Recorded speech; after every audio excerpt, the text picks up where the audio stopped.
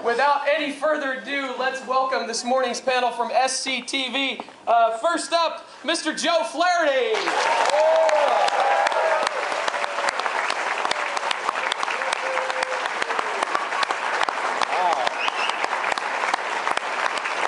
This is not a bit, he's actually coming. There he is.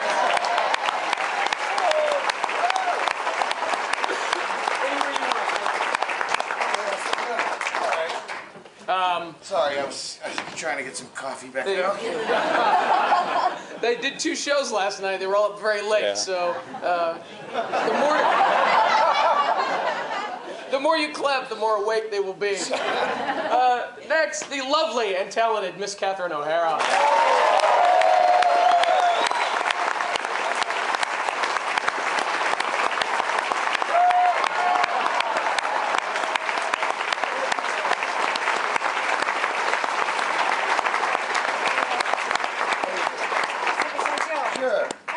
To schedule this morning. I did not do it. Not you, it's your fault. I'm glad I'm here because I got to meet you. Oh, hello. Everybody's favorite dad, Eugene Levy!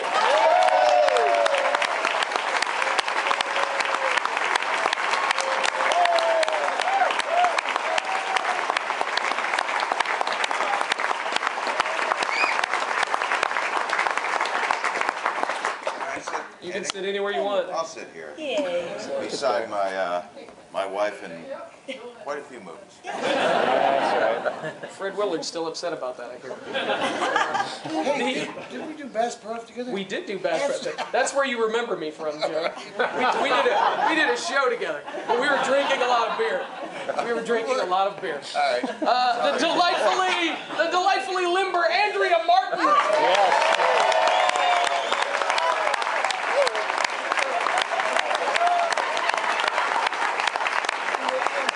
We're all confused by that. He showed up this morning to crash the party. Harold Ramis, ladies and gentlemen.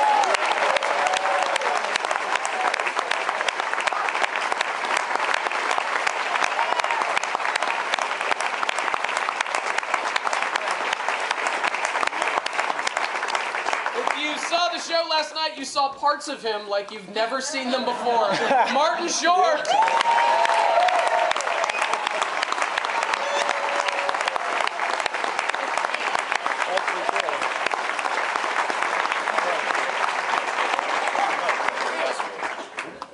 And the excellently acerbic Mr. Dave Thomas.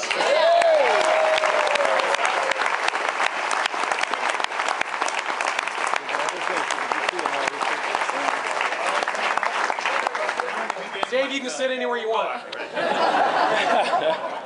And now the moderator for the panel this morning. I have to read this off the card because it's a lot. Our moderator today is the host of Canada's smartest, most popular, and arguably I can't even say that, arguably hippest talk show. He has interviewed everyone from prime ministers to Hollywood's A-list, from Canadian broadcasting company's hit show, The Hour. Please welcome George Stroumboulopoulos.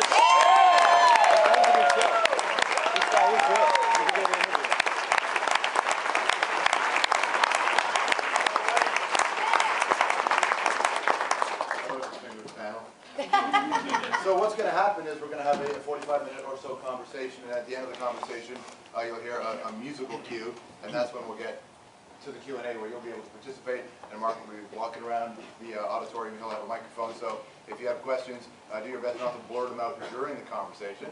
Right till that point. And we'll start with just being on stage last night, and I'll turn it over to whoever wants to take it first. Dave. Being on the stage and coming back for the 50th anniversary of Second City. Oh, it was nice. It was a strange experience, very warm and intense, because we had a lot of stuff that we had to learn in a very short period of time, because these pieces, many of them haven't been done for decades. What was it like, Eugene, for you to come back on the stage? You hadn't been on the stage for 34 years? I hadn't been on this stage in 34 years.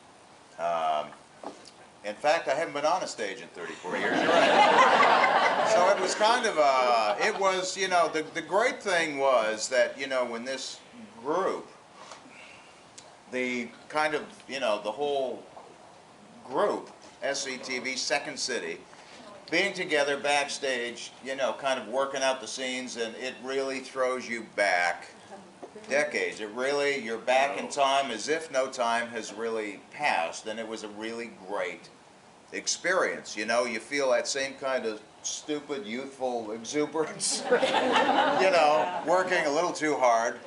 And you know, it's and that was the fun part of it, you know, missing cues and making mistakes, and you know, and just being out on stage and having some laughs on stage as well as backstage. Good stuff. Let me throw something in. One thing was, we didn't know, I was surprised, I thought I was the only one who didn't know what we were doing right up to the moment. And then I looked at Andrea, and she had no clue what was going on.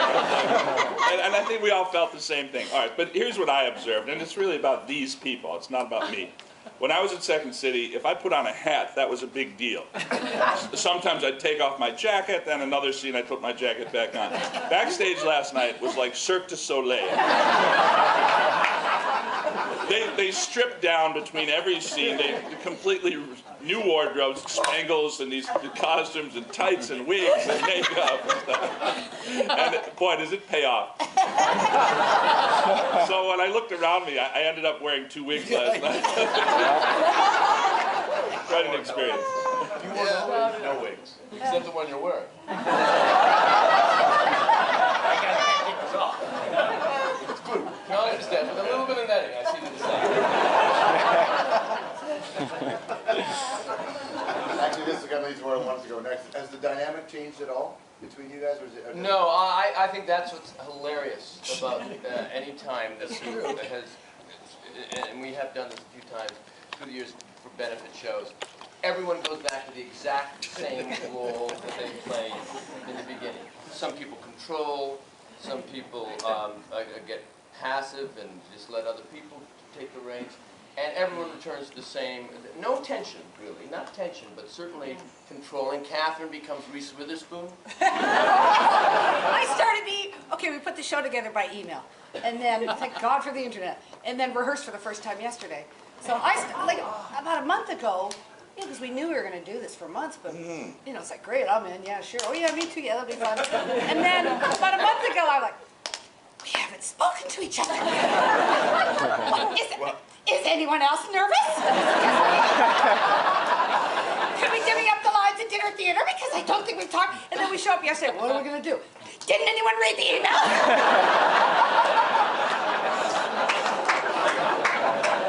See, it's Reese Witherspoon. A little older. Okay, let me say, I was just so happy to be alive. God bless us. And to be required at any age, especially the longer you live, be required to use your brain as much as we had to yesterday. From the moment we woke up. Okay, yeah, you're right. My husband and my friend showed up for the show. You know, can we come back and say, yeah, but I can't talk to you. This is a teacher. Oh, okay. You're like trying to read the script, but there's nothing going in, and you're thinking, do I have that skirt ready for that scene over there? That's just so fun. And then you get on stage, and it's just these sweet faces, and everybody's eyes are just like, we're here. We're actually here. This is great. I wish the same for all of you. Some musicians have complicated relationships with big hits, and even though you've all had successful careers after SCTV, have you always had the same kind of relationship in your mind with SCTV and those characters and what you created? Because for generations of people, that's what they know you as initially, and so sometimes artists like to get away from that and grow and expand. What's your relationship been like with SCTV as time has gone on?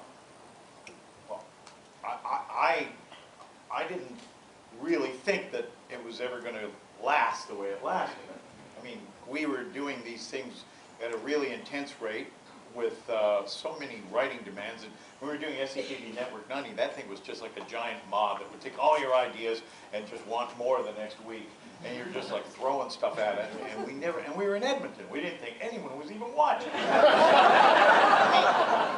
I don't think any of us were thinking at the time this is going to last or this is going to go on. But, you know, to directly answer the question, with the Mackenzie brothers, Moranis and I were able to like ride that out and do like a whole bunch of stuff and make a lot of money, but undeservedly so, with those characters in different incarnations. But at the time we did it, it was meant as disposable filler. We didn't even think that anyone would ever care about it, actually. If you, to Andrew and Joe, I know a lot of people who are in Second City, they're really big on developing characters.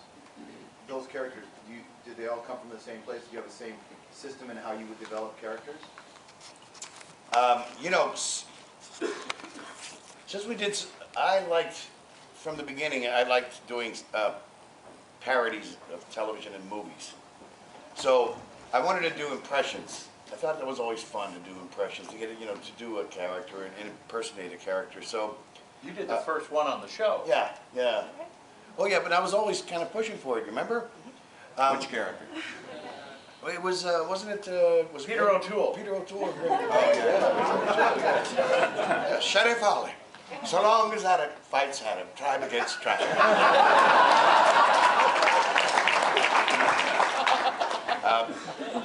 But I look nothing like him. That's what crushed me.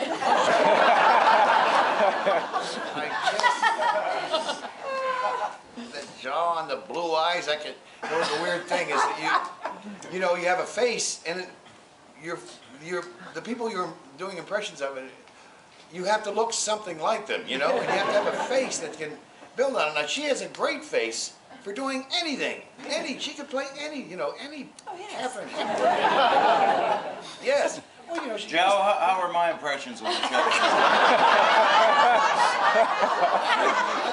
I was the only. You do have a good face. It's a big one, but it's a good one. I was the only guy in the company. Honestly, when the show started, couldn't do an impression. And couldn't do any impressions. Didn't want to do any impressions. Well, because I couldn't. I didn't want to do them because I couldn't do them. There wasn't an impression. And you know, when they created this, and you know, and all these things, Catherine Hepburn, and they created this piece like the man who would be king of the popes, and Catherine was Catherine Hepburn, and John Candy was Richard Burton, Peter O'Toole. Okay, talk about look like. Right? Stop John from playing Richard Burton. So they had to find a role for me, and so they said in that piece, and Victor Spinetti is the tailor. And all I had to do was measure somebody with a needle and thread and move my eyebrows. And, you know, and I felt like, you know, never felt more like an appendage in a He doesn't do the tailor, but he can do Victor Spinetti. But on the subject of Peter O'Toole and impressions, some of us got to work with Peter O'Toole in a movie called Club Paradise. Joe was in it, Andrew was in it, and Rick Moranis was in it, and Gene played this great team. So we're looping the movie later, and I think it was Rick. I had Rick looping, and there was a scene between the two of them in a taxi, and I didn't have Eugene. And Rick said, "Oh, I'll do Eugene." And he looped Eugene's lines in that scene. No. Yeah, right. So, I mean, there's some very gifted impressionists. One of the things that we got to tell you is that these impressions came out of the fact that the concept of our show was a little television network that was going to present its programming day, and in that we would have to do programs that would have like celebrities, and we had no money for guest stars. We brought two guys on that were our only guest stars in the early days, and that was Gielgud and Richardson, which was like the stupidest thing that could have ever happened. But we had to play people because we needed to have characters in these scenes, and without that's where Joe started the impression. Well, we got to do it, you know. So that's how that happened. And everybody was so good, though. That just floored me. Everybody was so good. Not just impressions. I'm going to talk about characters afterwards, too. What came, actors as actors. But, God, Gene, you know, Gene, all of a sudden, he's doing Howard Cosell. Perfectly. Perfectly. And Floyd the Barber. And Floyd.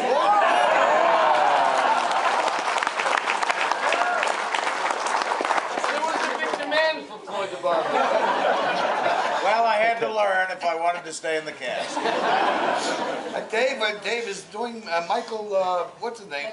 Caine. Michael Caine. Who does Michael Caine, you know?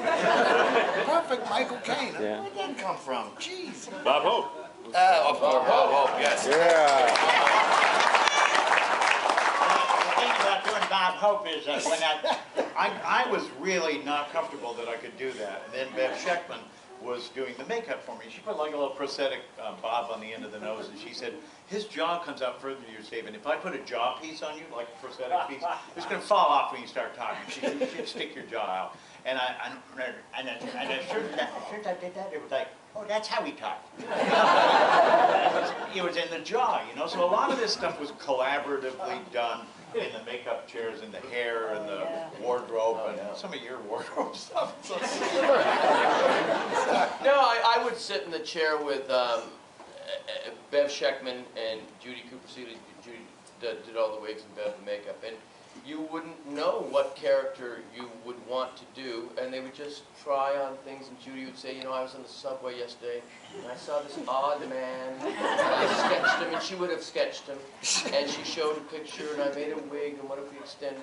And you'd just sit there and evolve it, and then you'd even practice voices, and try the voice, and try the, you know, with impersonations I found that, for myself, often you would try to weasel to get into more shows. So someone would say, "Can you, Marty, you can do Gore Vidal?" Sure. And then you'd, in those days, have a Walkman, and you'd hear, just before the take, you'd hear, and action! And you'd talk for one moment. Gore Vidal, never again. And then we'd make up, and then editing.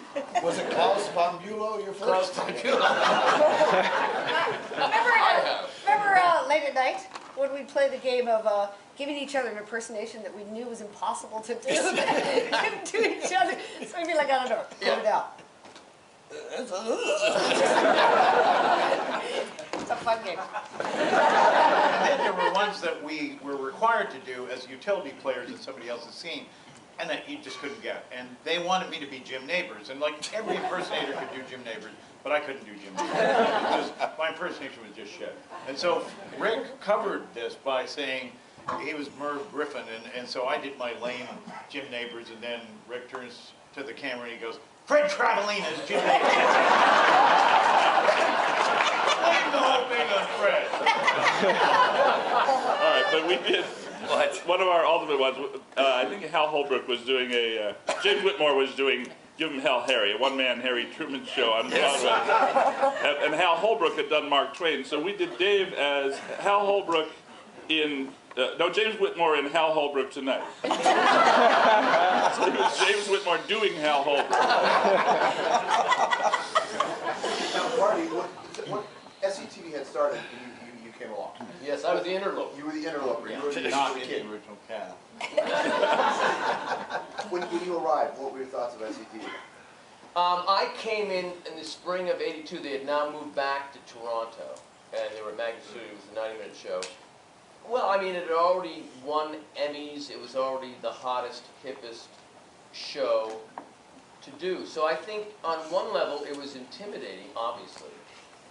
But the other level was that I knew everyone. We had all worked together. We had all been friends. Andrea was my sister-in-law. You know what I mean? It was an intimate group of people. So I went in. There were 3 overlapping shows with Catherine, Dave, and Rick, and then myself. And then the next season at NBC was just now the cast of 5. So I knew that I had to really demand everyone's help to survive and pull my 1/5. So I would always, if I was, you know, you would do a piece and you were kind of responsible for editing it. I mean, there was an editor, obviously, but to oversee it. And I would always grab Joe and Joe, get in here, I need your help. Andrea, come here, what do you think? And I always liked committee working, like even on the floor. Andrea, what? And Andrea would always be walking, you know, with her coffee through Magnet because we had the offices upstairs and we were shooting down. You had to walk through the studio to go and get a cheeseburger. So what Andrea would be like tiptoeing, say, Andrea, come here. And you'd be in the corner doing like a thing with a snake or something. And I'd say, Andrea, what else? And she'd just look at her. Yeah, take 2 is too big, take 3 is boring. And she'd walk away. She was always right. But I mean, that's what I did. I just asked for everyone's help. For a lot of people, I mean, SCTV, a bunch of Canadians making a show that was in Canada, and you weren't Canadian, Andrea, so when you came along, well, you know, what was that, the integration process like? Well, so I was born in Maine, and I came to Canada in 19... What year were you born? I'll kill you.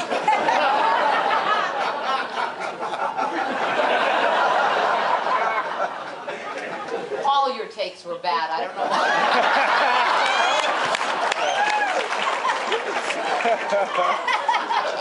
Anyway, okay. So, you know, I've been doing Second City, and I don't know how I've had any career with the name improv attached to it, because I'm seriously sitting here like, please God, don't ask me a question, so please God, don't ask me a question, just move on. Anyway, so I did improv in Second City, and then it evolved, how, I don't know, with the kindliness of surrounding myself with fabulously talented people. And then it evolved into SCTV, but by then I was really felt proud to say that I was a Canadian, and I never thought about being an American after that. Hey, you're an American now. Remember? Yeah. You thought you were in Canada for a minute, didn't you? Now I can work both ways. Talking a bit about John and Rick. Rick's not here, and Rick doesn't do all on-camera stuff anymore. We're talking about John Candy and Rick Moranis. Yeah, Johnny was, well, he was there from day one. He was our boy. Harold and I sort of initially, the whole show started this way. They asked Second City to do global television, gave us a half hour. And Harold and I said I'd work on it, but I wanted to work with Harold on this thing. And so we got Harold up, and we sort of fashioned the show. You remember, we kind of picked the cast, as it were, who were the most talented people. Little did I know how good everybody was, though. We, you know, it was just kind of like, oh yeah, they're on stage, they're good. Everybody turned out. Anyway, I'm sorry, because you were asking about John. So John was always a part of that from day one. The most likable guy in the world. Just likable. Just people loved John, and he was fun to work with. He was likable. He came across so well on screen, you know. That I knew he was going to do well. I knew he was. Remember, I was making bets that John's going to do the best out of all of us. Remember that? Then we get the part in 1941, right? There goes John. There goes John. He's leaving us. That's right. You know, But in the even beginning, before the I'm word sorry. entourage, John had one. Yeah. Even before he even knew the word entourage, he always had a group of people We used around to him call him that Johnny loved him. Toronto. It was amazing. Because John had this thing like, one day I'm going to own this town. No, he was John. There was a Johnny LaRue part But of yeah, it. and he would take limos when he had no money, and he'd be borrowing money and hitting you up. And then, cut 2 years later, I remember this. He flew me and Aykroyd and Jim Belushi and a bunch of people up to when he bought the Argos with Bruce McNall and Wayne Gretzky. And he's at the Dome Stadium in Toronto, and I'm sitting with Aykroyd, and the dome opens up, and John's down on the field walking. 50,000 people are cheering at him, and Aykroyd goes, look, he did it. He's fucking Johnny Toronto. He did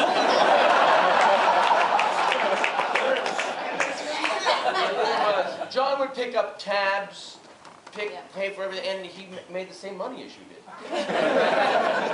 No, every He had the time. best apartment, he always had the biggest place, same money. And the biggest part.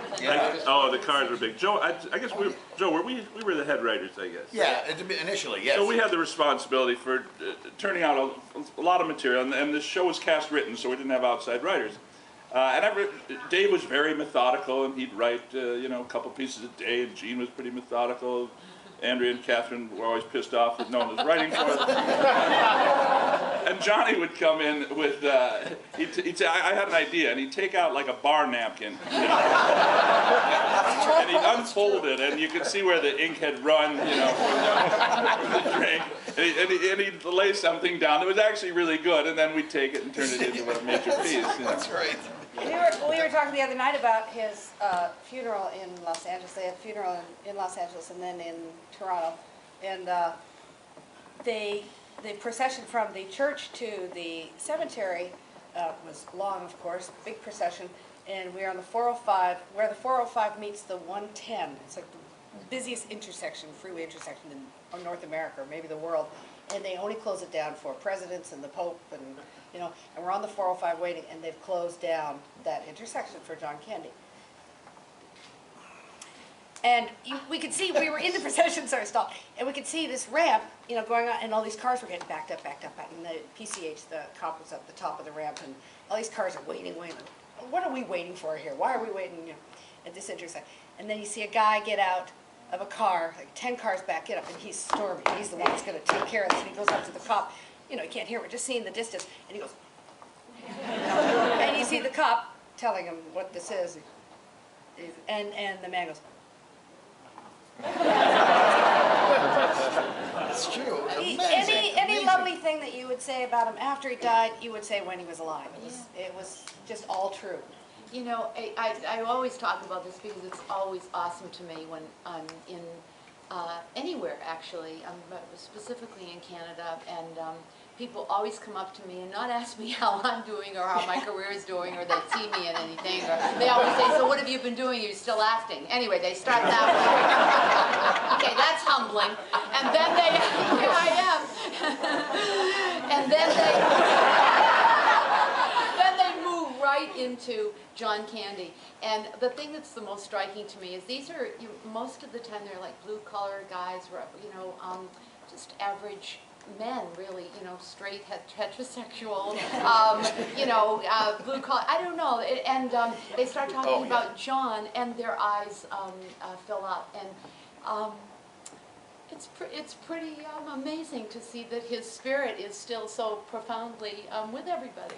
Yeah. It's amazing. I would say that John, I mean, through the years now I've lost friends, but John is someone that truthfully, if you walked through that door right now and sat down, you wouldn't be shocked because his presence was so, as you just said, so strong that he permeated the rest of your lives. And John will never, ever, I think, leave the people he touched. He was that powerful. Yeah.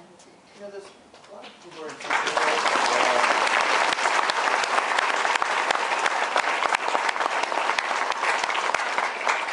a lot of people who are in casts right now, and you talk to anybody who's in a cast, there's always a kind of tension, there seems to be some sort of dysfunction.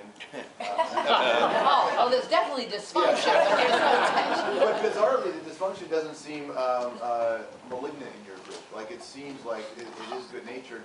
But do you have exercises or tips or any way to communicate to others how to keep it together, how to become friends, how to stay friends, as opposed to being competitive? Honestly, Joe was really the proponent of this. What kept us, I think, in line was that we always played with near success. You know what I mean? No. Joe was always humbling us by going, yeah, we've got to go to Edmonton to do this show. What's next? White Horse? And it was like, you know, the show had this critical cult hit following, but it wasn't a big audience show, and it didn't get big numbers. And you know, the SNL cast were going to dinner with the president, and we were in Edmonton, 40 below. You know? So there's something really humbling about that, where you know you're doing a TV show and you're getting an Emmy Award, but you're still not that big. It was kind of a great, kind of a leveler, you know, and that I think really. But did you guys hang out afterwards, after work? Were you Oh, yeah. In Edmonton? Yeah. What the hell else? I'll go back Joe and I would, when we were at Magna, we'd be frantic to make sure, because sometimes if you, and you wrote it yourself, so it was your own fault, and there were no unions, it seems. But we would be working, you know, you'd be finished at 12 midnight or something, and you had to be back at 6 in the morning or 5:30 in the morning. Oh, yeah. But the idea was if we just made that last call, we could get those drinks in and order 2 at once. So because they were putting us up in a hotel. If there was a 5-hour turnaround, they were very generous. They put you up in a Lou's, you know, grill, but you get the drinks going, and that was the best part. You only really did the show for that drink. I think that there's a balance and check thing that goes on with all of us. So I think, you know, it's really difficult to have one's ego run away with oneself. So it's hard enough to write funny sketches, but to be given a set, and you go, okay, we got to write a sketch with this set. You know, Andrew was always sort of like holding it together with bubble gum by the skin of its teeth, because we just had no money. But his patience was tested on a piece called Vikings and Beekeepers as a producer, because a piece was written, you, Rick, Brian I McConaughey. can't, oh, and Brian McConaughey, about Vikings and Beekeepers in the same, I thought it in was the a good same joke, boat. And we wanted a boat, I say we, I wasn't involved. I gotta say, I read the piece, I didn't quite get it, all I knew was I had to wear a beard for 9 hours, and I wasn't too thrilled, but this boat had to be built on a hydraulic. No, that's not true. That's what happened. Oh, Okay, no, it's gonna they start came- again. I was a writer of the piece with Brian, and they came to me at one point because they said, we're building a whole Viking boat. And I said, you are? I was really surprised. I thought they'd build a piece of a Viking boat. So they built a whole Viking boat, and then he said, we have a problem because when we put it on the hydraulic, the boat is too high and we can't shoot it because it had a low grid on the ceiling. And I said, why'd you put it on a hydraulic? And John Blanchard, the director, said, well, so that it could have the motion. I said, we didn't want that. And so they took it off the hydraulic. And then I remember everybody was mad at me for this. And beards, and Andrew at one point, as it was going along, said, we're going to go all night. And Candy decided, and this is one of the things Johnny Toronto would do, he called the guy from the Four Seasons and said, set up a bar in the studio. Everybody started drinking at around midnight. We had a punch bowl full of just hard liquor. At about 2 in the morning, when the hairdresser, Ivan, who was also playing a Viking because he had a beard, when he threw up in the boat.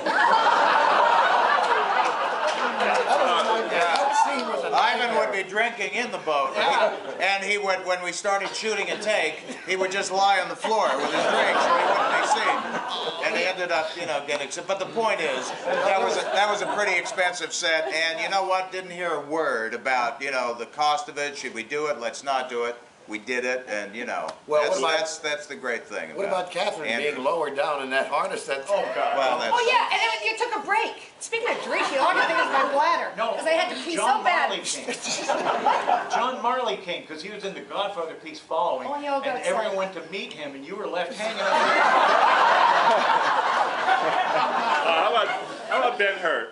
We had very low budget, so we wrote a Ben-Hur piece. John was going to be Ben-Hur. And so we built an enormous Roman set, and then they said, well, that's all the money we have.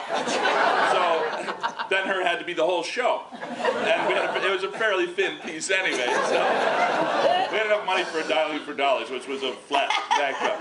But anyway, so the whole show now counts on the Ben-Hur piece. We start rehearsing it, and it doesn't work at all, right? That's right. John is not doing a very good job as Heston, and it was just not working. So out of desperation, someone says, John, do Curly from the Three Stooges.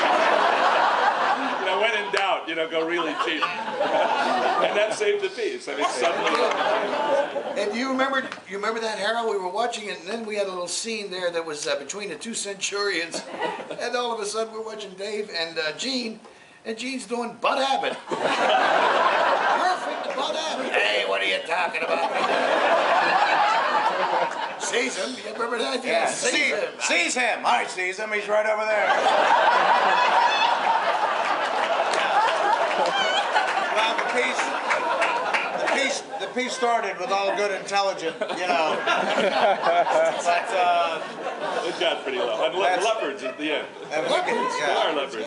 Getting back to wigs and things. There was some overlap between doing scenes for stage and also doing a television show. How did that work?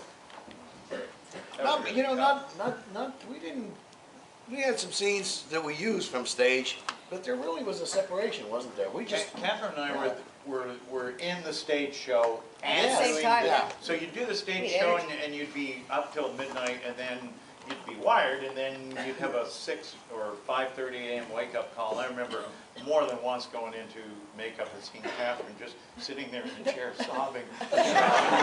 So exhausted. Yeah. I fell asleep behind the control thing as Captain Kangaroo, and they put a lot of mascara on my eyes, and then somebody found me, said, there he is, come on, you're on. And I'm like, I couldn't get my eyes open. The mascara and the seal was shut. I'm like, what? And then I see Andrew and Bernie on the set, and I went nuts and started screaming because I was so tired and frustrated. So they finally got us out of the stage.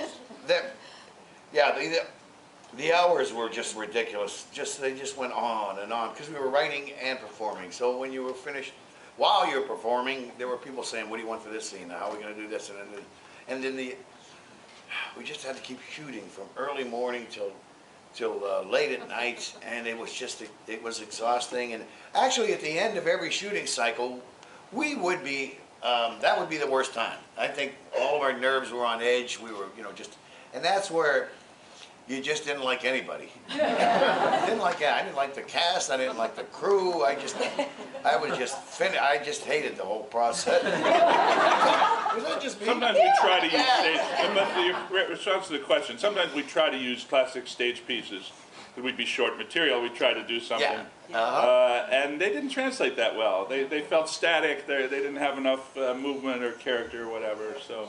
But some of the pieces, like the news, Earl and Floyd, was a stage piece. Stage piece. The big news, the piece we did last night. But that was well adapted for TV. Yeah, for television. And the same with the Sammy Marlin show, which was we improvised in when we were in the Pasadena. In Pasadena, we did one night. We did it. It was just an improv, It was based on Sammy Davis, and we just said, let's go out there and do a lot of show business. Television oriented, and those pieces kind of stuck with it. And Perini Scleroso, I think, was a stage. There was Ed Grimley was on Toronto, right? Yeah. But his characters transcend stage and screen. I mean, they're bigger than both. They are. Yeah, your characters are unbelievable. I was laughing last night when he came in as Irving Cohen and that. First of all, it's an unbelievable character. But it's so unbelievable that you can't ever say, well, Marty's too big, because Marty starts at too big. And then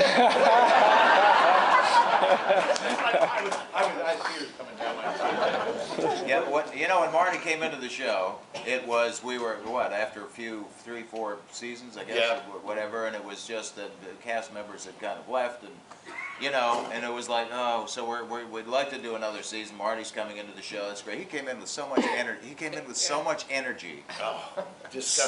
energy and just enthusiasm that he actually picked everybody right up and said, okay, we actually can have fun doing it this year. That's true. It was such, the show was so successful. It was so ideal. It was literally everyone talked about it. Everyone knew about it.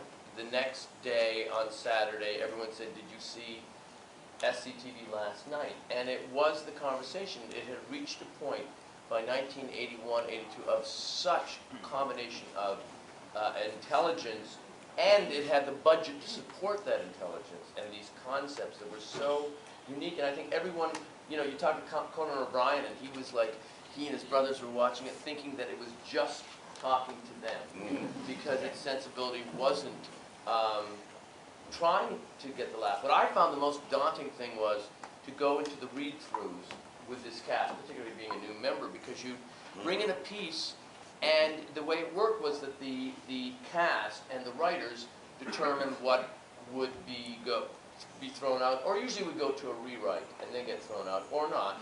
And you would always get 20 notes, and there were always 7 of them that were just perfect. You know what I mean? And it always took the next level. But what was daunting was to have to interact with the quality of comedic brilliance that this cast had together. So I have an idea where I might, hey guy. On the other side of that, when I started dating my husband, he said, someone said you used to do a TV show. I went, yeah. He said, what did you do? Oh, let me show you. So I get a little VHS. Put it in. What should I show him? Sammy Marlin. Hi, Q. Oh, yeah. Put it in. And he watches and he's... So people used to laugh at this? And yes, I married him.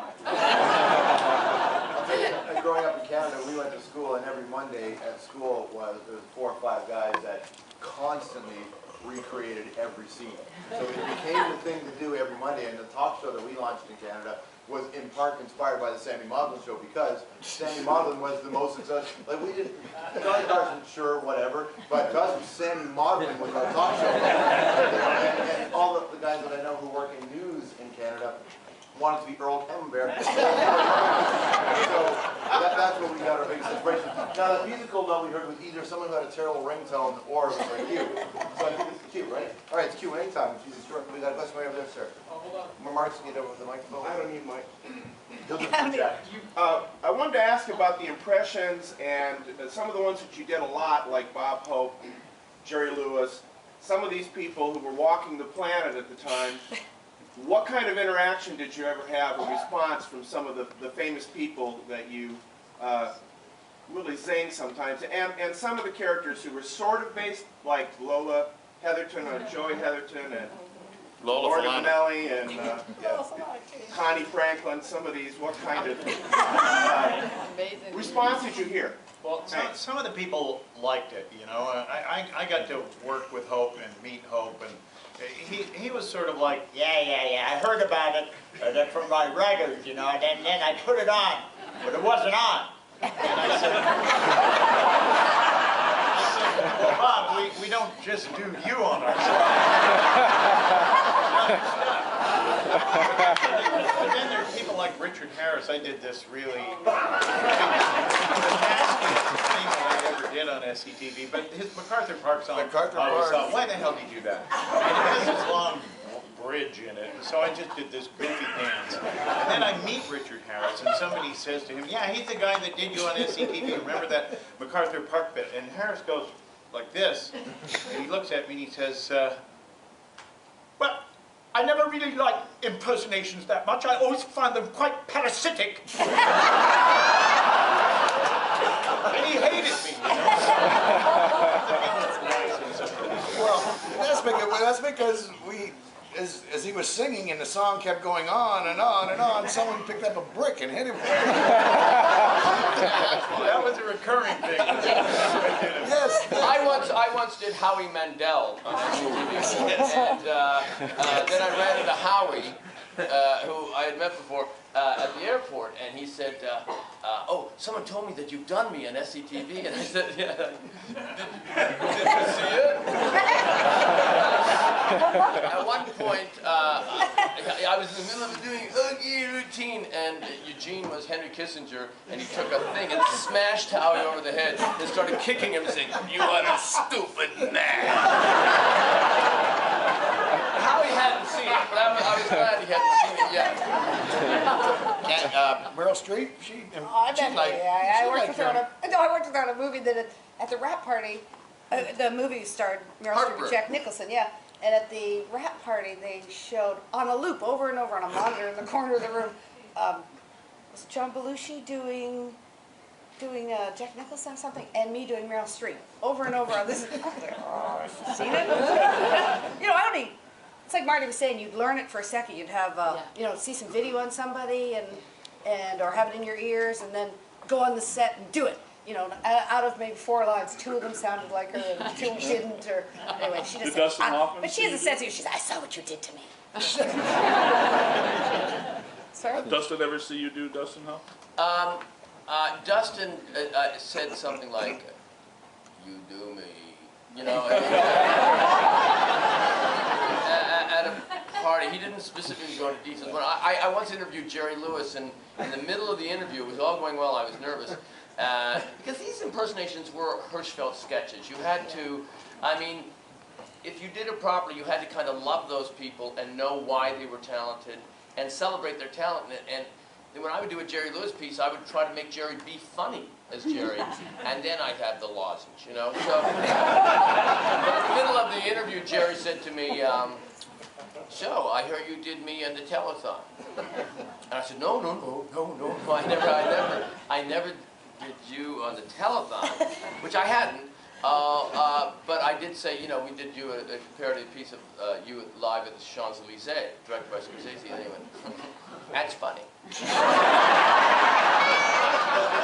sometimes these impersonations we would do would be just like throwaway bits. Like, I remember somebody wrote a thing called Shoot the Stars, and they said, Dave, you look kind of like John Ritter. Just come out as John Ritter and then we'll shoot you. And I didn't even get a chance to talk. So then later on, I'm doing a TV movie with a good friend of his, and she said, John wants to talk to you. And I get on the phone, and he says, why shoot me? Why would you just shoot me? Well, the concept of celebrity blow-up was pretty good. Another question out here? Oh, we're doing questions. Okay. First off, I heard there was going to be a crane shot today. And my favorite non-impression character that you developed. Okay. Some were impressions of Canadian people. You just didn't know them, so we got credit. We got credit for being inventive. Like Brian Linehan and Yeah, Brock Linehan. Brock Linehan. Yeah. Who was this? Oh, yes. You mean like Guy Caballero? Yeah. Guy's kind of a composite. I started him as Barrymore? Lionel Barrymore. Lionel Barrymore, based on Key Largo. I don't know if you ever saw that movie. He's in that wheelchair in a white suit. I just want to say. I started him as that, but I thought, oh, geez, I don't want to play that old guy all the time, so I kept making him younger and younger. And sort of a little Clark Gable slipped into it, too. So that's how that. But Joe, you know, in the beginning, Guy Caballero wasn't even a character on the show. He wasn't. He was a voice on Dialing for Dollars. And Mo Green picks up the phone and says, you know, who's this? And Joe was on there. And in the very first year, maybe first year or two, there was more kind of improvising going on. So that phone call was improvised. And he says, who's this? It's your boss. It's your boss. Yes, Guy Caballero. Right? It's still and if you watch it, Harold breaks up on camera. Yeah. So then that, you know, became a visual character. Yes. So that was how. And Guy was just kind of. I didn't. Oh man, I did him so much, you know. But yeah, I like Guy. But what was your favorite? How about Edith? Oh, Edith, well, okay. But I want to tell another story. Can I go back to the old question? No, it's not even that good. Well, I don't know. You'll let me know. Not too quickly, though. Let me know. All right, now this is about an impersonation, because I was never really good at impersonations. I did a lot of Broadway people, and over the years they've talked to me and they've liked them. That's great. Okay, but so a couple of months ago I was at a spa, and Barbara Streisand was there. And we took an art class together. There were 10 women in this class, and I kept thinking for 5 days, oh, she's seen me on SCTV. She had never said one thing, and I was so desperate to be noticed and to remind her maybe that I did, that at the end of it I was actually going up to her and saying, what do you want to do? Shoot the Schwanz, he's lovely. Honest to God, still didn't recognize me. Anyway, all right. So sad. All right, Edith Brickley. So that cat and the jacket that you saw me wear last night, or that you've seen when you see the show, belonged to Catherine's mother. Yeah, the jacket she wore for real, but the hat I found at Goodwill across from Second Street. Okay. Yeah, but the jacket was my mom's cool little jacket in the 50s. Yeah, and so we used to have costumes back. We used to bring costumes from our homes or from Goodwill or from places, secondhand stores, backstage at the theater.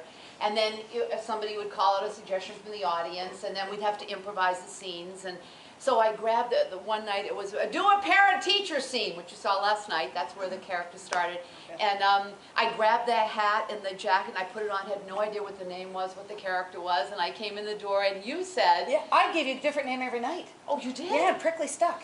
You would say different kid's name, or you'd say Sebastian. I'd say, hi, I'm whoever. You'd say, I'm Sebastian's mother. I go, oh, Mrs. Finchko.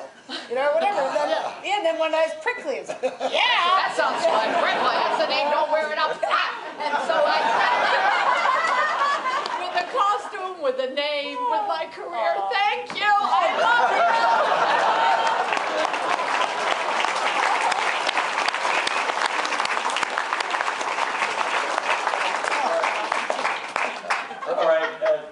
Favorite characters on. Oh, go ahead.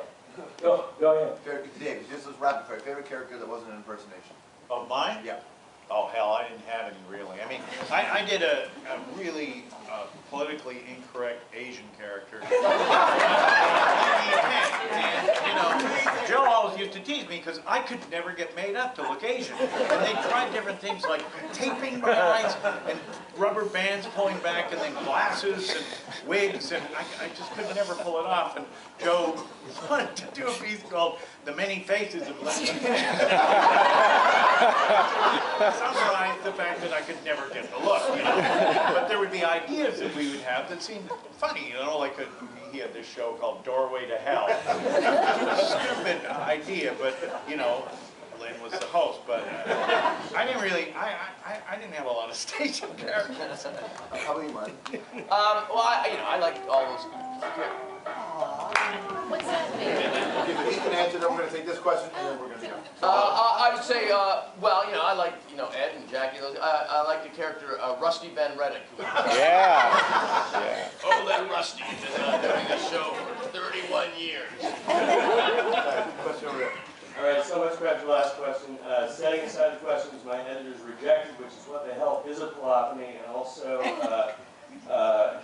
sorry, and also how no brain escaped being brought back to the Godfather show.